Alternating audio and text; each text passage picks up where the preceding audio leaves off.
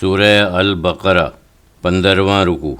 اب اس رکوع میں ایک صاحب ایقان و ایمان اور اس کی دعاؤں کا ذکر آیا ہے۔ پہلی آیت ربط کلام کا انداز بھی لیے ہوئے ہے کہ اگر اہل کتاب اپنے نبی حضرت ابراہیم علیہ السلام پر ہی ایمان رکھتے ہیں تو انہیں تاریخ کی روشنی میں دیکھنا چاہیے کہ ان کی اولاد میں اسرائیل اور اسماعیل دونوں شامل ہیں، اور سیدنا حضرت ابراہیم علیہ السلام نے کس طرح اللہ کی یاد کی، کیسے نبی آخر الزماں صلی اللہ علیہ وسلم کے لیے دعائیں کی۔ یاد رہے کہ جس طرح حضرت آدم علیہ السلام مقام صفا پر، نوح علیہ السلام مقام نجا پر فائز ہیں، اسی طرح سیدنا ابراہیم علیہ السلام مقام خلت پر فائز ہیں۔ مقام خلت انس اور حب کے درمیان میں ہے، یہاں دوست بنانا پڑتا ہے، دوستی کے حقوق کی ادائیگی طرفین سے ہوتی ہے۔ اس مقام خلت پر فائز ہستی ہی مقام حب پر فائز نبی کے لیے دست دعا ہو سکتی تھی۔ یا بنی اسرائیل اذکروا نعمت التی انعمت علیکم وانی فضلتکم علی العالمین۔ اے اولاد یہود، ہمارے وہ احسان یاد کرو جو ہم نے تم پر کیے، وہ نعمتیں جو تم کو عطا کیں، اور اس خصوصی نعمت کو بھی یاد کرو کہ ہم نے تم کو اہل عالم پر بڑائی بخشی اور عرصہ دراز تک بنی اسرائیل میں انبیاء بھیج کر تم کو فضیلت دی۔ واتقوا یوما لا تجزی نفس عن نفس شیئا ولا یقبل منها عدل ولا تنفعها شفاعۃ ولا هم ینصرون۔ اور اے منکرین، ڈرو اس دن سے جبکہ کوئی شخص کسی شخص کے کام نہ آئے گا اور نہ اس سے بدلہ قبول کیا جائے گا، اور نہ کوئی سفارش اس کے کام آئے گی، اور نہ انہیں کوئی مدد پہنچے گی۔ اس طرح آیت میں عذاب الہی سے بچنے کی سب صورتوں کی نفی کر دی گئی، یعنی نہ تو کوئی کسی کے کام آ سکے گا، نہ بدلہ دے کر کوئی نجات پا سکے گا، نہ کسی کی سفارش کام آئے گی، اور نہ کسی کو کوئی مدد پہنچ سکے گی۔ وہاں تو صرف اللہ کا حکم ہوگا اور بس۔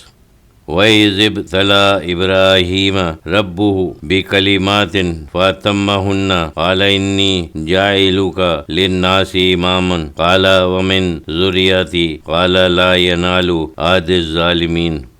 اور یاد کرو جب حضرت ابراہیم کو ان کے رب نے کئی باتوں میں آزمایا تو وہ ان میں پورے اترے، تب اللہ تعالیٰ نے فرمایا میں تم کو سب لوگوں کا پیشوا بناؤں گا۔ حضرت ابراہیم علیہ السلام نے عرض کیا اور میری اولاد میں سے بھی، فرمایا ابراہیم میرا عہد ظالموں کو نہ پہنچے گا، بے شک امامت آپ کے خاندان میں رہے گی، لیکن جس کو چاہوں گا اس نعمت سے سرفراز کروں گا، پھر جو نافرمانی کرے گا اس سے یہ فضیلت لے لی جائے گی، کیونکہ یہ فضیلت انبیاء علیہ السلام کی امتوں کے ساتھ وابستہ رہے گی۔ پھر جب سلسلہ نبوت ختم ہوگا تو یہ فضیلت نبی آخر الزماں کی امت کے لیے خاص رہے گی۔ وَإِذْ جَعَلْنَا الْبَيْتَ مَثَابَةً لِلنَّاسِ وَأَمْنًا وَاتَّخَذُوا مِن مَّقَامِ إِبْرَاهِيمَ مُصَلًّى وَعَهِدْنَا إِلَىٰ إِبْرَاهِيمَ وَإِسْمَاعِيلَ أَن طَهِّرَ بَيْتِيَ لِلطَّائِفِينَ وَالْعَاكِفِينَ وَالرُّكُوعِ السُّجُودِ۔ اور یاد کرو جب ہم نے خانہ کعبہ کو لوگوں کے لیے اللہ کی طرف رجوع کرنے اور امن کی جگہ بنا دیا اور حکم دیا کہ ابراہیم کے کھڑے ہونے کی جگہ کو نماز کی جگہ بناؤ، مقام ابراہیم کو مصلی بناؤ، اور ہم نے ابراہیم اور اسماعیل کو حکم دیا کہ میرے گھر کو طواف کرنے والوں، اعتکاف کرنے والوں اور رکوع سجدہ کرنے والوں کے لیے پاک کر رکھو، تاکہ جس نبی کے لیے دست دعا ہو اسی کی امت اسے یاد الہی کا مرکز بنائے، یہ سنت ابراہیمی کی یادوں کو تازہ کرتی رہے۔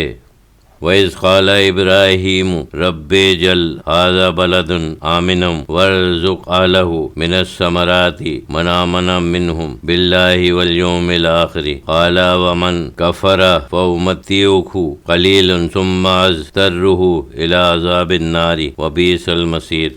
اور وہ وقت بھی یاد رکھنے کے لائق ہے جب ابراہیم نے دعا کی کہ اے میرے رب اس جگہ کو امن و امان والا شہر بنا دے، جہاں بھوک اور خوف دونوں سے امن ہو، دل کو سکون حاصل رہے، اور اس کے رہنے والوں کو میوے عطا فرما، یعنی ان کو جو اللہ اور روز آخرت پر ایمان لائیں۔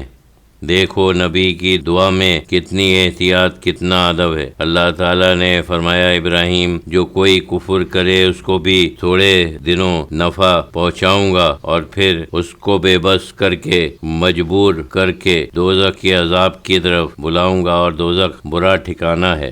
وَإِذْ يَرْفَعُ إِبْرَاهِيمُ الْقَوَاعِدَ مِنَ الْبَيْتِ وَإِسْمَاعِيلُ رَبَّنَا تَقَبَّلْ مِنَّا إِنَّكَ أَنْتَ السَّمِيعُ الْعَلِيمُ۔ اور وہ وقت بھی یاد کرو جب ابراہیم اور اسماعیل خانہ کعبہ کی بنیادیں اٹھا رہے تھے اور دعا کر رہے تھے، اے ہمارے پروردگار ہماری یہ صحیح قبول فرما، بے شک تو ہماری التجاؤں کا سننے والا اور ہماری نیتوں کا جاننے والا ہے۔ ربنا وجعلنا مسلمین لک ومن ذریاتنا امۃ مسلمات لک وارنا مناسکنا وتب علینا انک انت التواب الرحیم۔ اے ہمارے پروردگار ہم کو اپنا حکم بردار بنا اور ہماری اولاد میں بھی ایک جماعت اپنی فرما بردار بنا، اور ہم کو حج کرنے کے طریقے، شرائط حصول، شرائط قبول سکھا اور ہم کو معاف فرما، بے شک تو ہی توبہ قبول کرنے والا، لطف و کرم سے متوجہ ہونے والا مہربان ہے۔ اے اللہ ہم پر اپنے علم سے نہیں بلکہ رحمت سے رجوع ہو، علم سے فعل پر نظر جاتی ہے، ہم تو رحمت کے بھکاری ہیں۔ ربنا وابعث فیہم رسول منہم یتلو علیہم آیاتک ویعلمہم الکتاب والحکمت ویزکیہم انک انت العزیز الحکیم۔ اے ہمارے رب انہی گدایان محبت میں ایک رسول خود انہی میں کا مبعوث فرما جو ان کو تیری آیتیں پڑھ کر سنائے، تیرے تحفے دے اور ان کو کتاب سکھائے، کتاب کی تعلیم دے اور دانائے راز بنائے، اسرار کی باتیں بتائے اور ان کے قلوب کو غیر اللہ سے پاک صاف کر دے، بے شک تو بڑا زبردست، بڑی حکمت والا ہے۔